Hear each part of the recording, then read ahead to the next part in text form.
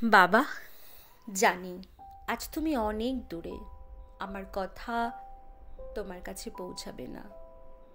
তবু আমি কিছু কথা বলতে চাই, যদি তুমি শোনো। আমি তোমার সেই মেয়ে, যে মেয়েকে তুমি একদিন কোলে পিঠে করে মানুষ করেছিলে। জানি না বাবা, সত্যিই মানুষ হতে পেরেছে কিনা।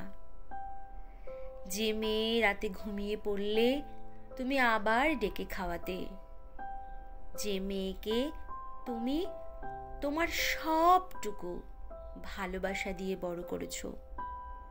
বাবা, যখন একটু একটু করে মেয়েটা বড় হচ্ছিল, তখন বুঝতে পারিনি, তুমি বুঝিয়েছো সমাজ কেমন, কিভাবে চলতে হয়।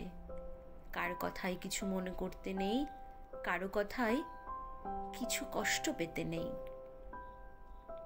আজকে অনেক বড় হয়ে গেছি, দেখো।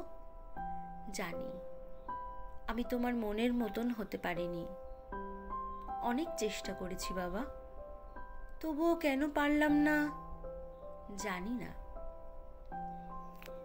একটা দুপুরবেলা তুমি আমাকে পড়ার ব্যাচ থেকে আনতে যেতে, ঠিক তখন বিকেল 4টে। সারাদিনের কাজের ফাঁকে তুমি দাঁড়িয়ে থাকতে।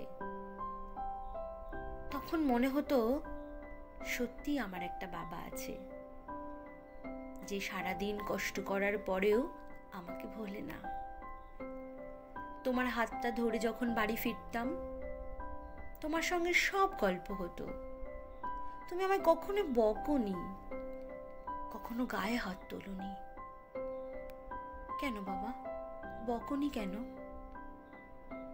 একটু তো বকতে পারতে, বলো।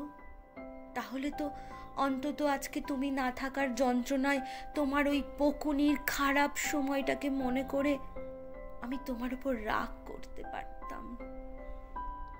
কোনোভাবেই রাগ হয় না আমার।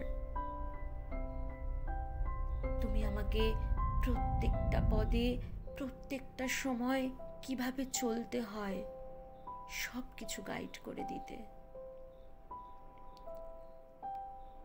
আমার মনে অনেক জোর ছিল। এমনও দিন হয়েছে তুমি গাছে চড়তেও বারণ করনি কখনো। আজকে তাই হয়তো আমি এতটা সাহসী হতে পেরেছি। অনেক কিছু বলতে চাই, কিন্তু ওই যে আমার গলার গোড়ায় কেমন যেন ভাষাগুলো দলা পাকিয়ে যাচ্ছে। আমি তোমাকে কিছুই বলতে পারছি না। জানি তুমি শুনতে পাও না, আর কোনোদিন শুনতে পাবে না। তবুও খুব কথা বলতে ইচ্ছে করে।